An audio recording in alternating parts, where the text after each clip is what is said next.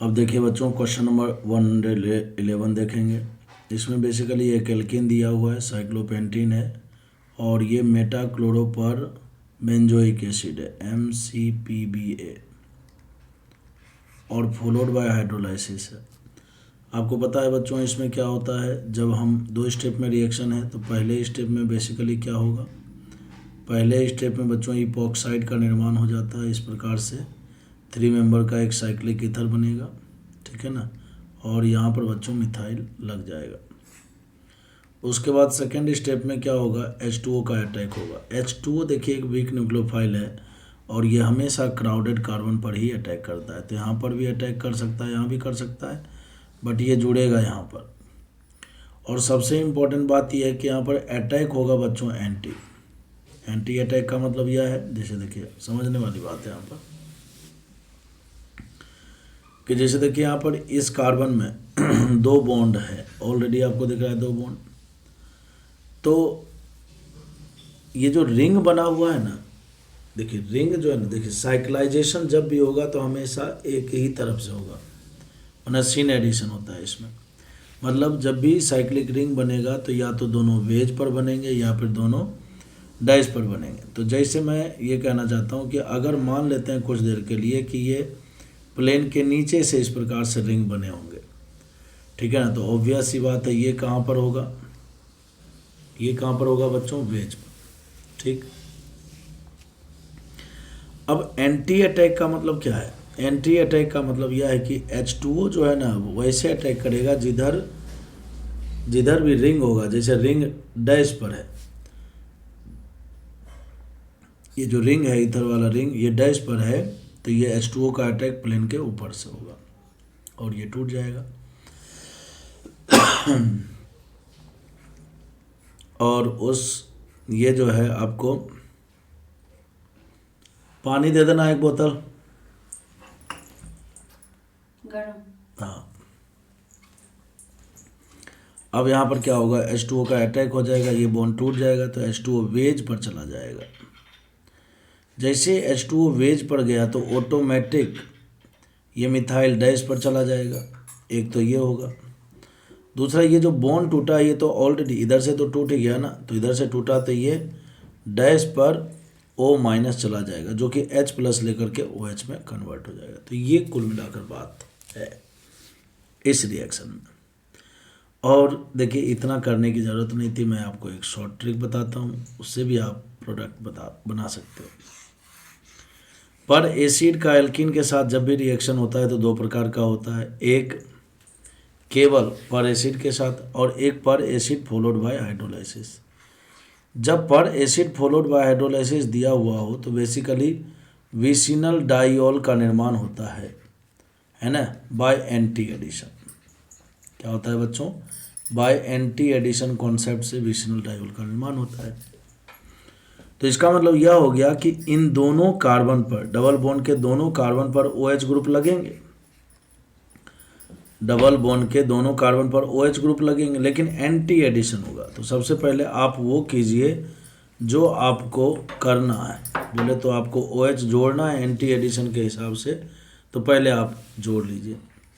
तो एक तो ये होगा तरीका जोड़ने का, और एक तरीका होगा कि यहाँ पर डैश लगा दूँ, है ना, और यहाँ पर क्या कर दूँ, मैं वेज लगा दूँ, यही हो सकता है ना, यहाँ पर डैश लगा दूँ, वेज लगा दूँ। अब उसके बाद इसमें कुछ कमी है, क्या कमी है, तो इन दोनों कार्बन पर मिथाइल भी तो प्रेजेंट था ना, तो हमें क्या करना पड़ेगा, मिथाइल भी जोड़ने पड़ेंगे। कैसे जोड़ूँ, यहाँ पर वेज पर OH है तो डैश पर मिथाइल आएगा, यहाँ डैश पर OH है तो यानी कि वेज पर कौन आएगा, मिथाइल आएगा, ऐसे आ गया। फिर उसी प्रकार से यहाँ पर देखिए डैश पर OH है तो वेज पर कौन आएगा, मिथाइल, यहाँ वेज पर OH है तो डैश पर कौन आएगा, मिथाइल आएगा। इस प्रकार से 2 प्रोडक्ट बनेंगे। अब हमें मैच कर लेना, मैच कैसे करेंगे, OH से। ये नहीं हो पाएगा, एक ही OH दिया हुआ है, ये दिया हुआ है 2 OH, लेकिन दोनों OH एंटी होने चाहिए, नहीं होगा। यहाँ देखिए OH और ये OH दोनों एक दूसरे के एंटी हैं और मिथाइल भी एंटी है, तो ये करेक्ट आंसर है। इसमें क्या दिक्कत है, एक ही OH दिया है, गड़बड़, ठीक है ना। तो इस क्वेश्चन का जो करेक्ट आंसर होगा वो क्या हो जाएगा, करेक्ट आंसर हो जाएगा सी। क्वेश्चन नंबर 112 कहता है हाउ मेनी स्टीरियो आइसोमेरिक टेट्राब्रोमाइड। देखिए स्वाभाविक सी बात है,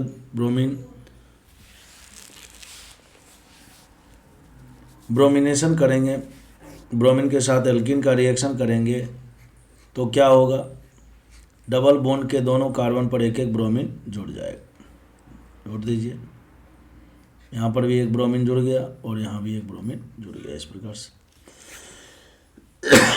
अब अगर आप गौर से देखिए तो ये मॉलिक्यूल क्या बन गया, सिमेट्रिकल। ये मॉलिक्यूल बन गया सिमेट्रिकल। इसमें कायरल सेंटर कितने हैं, 2 हैं। तो इसका मतलब नंबर ऑफ स्टीरियो सेंटर 2।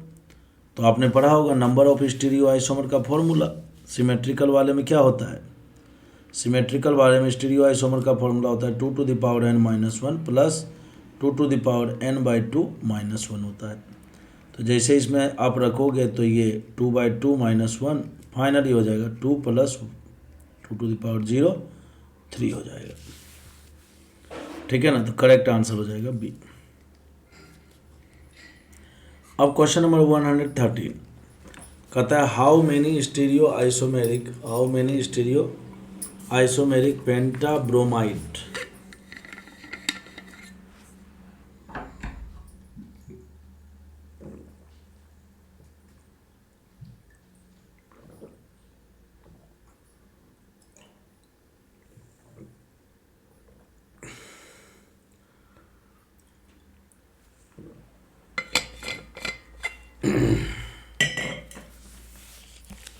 कहता है how many stereo isomeric pentabromide will be formed in the following reaction. अब देखिए इसमें भी वही वाली बात है, हमें क्या करना है, यहाँ पर इस प्रकार से यहाँ भी ब्रोमीन, यहाँ भी ब्रोमीन, यहाँ ब्रोमीन है, यहाँ एक और ब्रोमीन जोड़ देंगे, ठीक है ना, और एक ब्रोमीन यहाँ पर जोड़ दिया हमने। अब इस बार कायरल सेंटर कितने हैं, इस बार बच्चों कायरल सेंटर कितने हैं, तो इस बार देखिए कायरल सेंटर ये है। क्या ये कार्बन कायरल सेंटर रहा, नहीं रहा, दोनों आइडेंटिकल ग्रुप हो गए। क्या ये कार्बन कायरल सेंटर है, सोचिए। यहाँ पर बच्चों CH2 है ना, CH2 में Br जुड़ा हुआ है, तो ये भी नहीं हो पाएगा। तो इसके अलावा और कोई कायरल सेंटर नहीं है, तो एक ही कायरल सेंटर है। तो number of stereo centre 1। Molecule symmetrical की अनसिमेट्रिकल, अब हो गया अनसिमेट्रिकल। तो अनसिमेट्रिकल के केस में नंबर ऑफ स्टीरियो आइसोमर का फॉर्मूला क्या होता है, 2 to the power n 2 to the power 1 = 2 हो जाएगा। तो करेक्ट आंसर हो जाएगा इसका ए।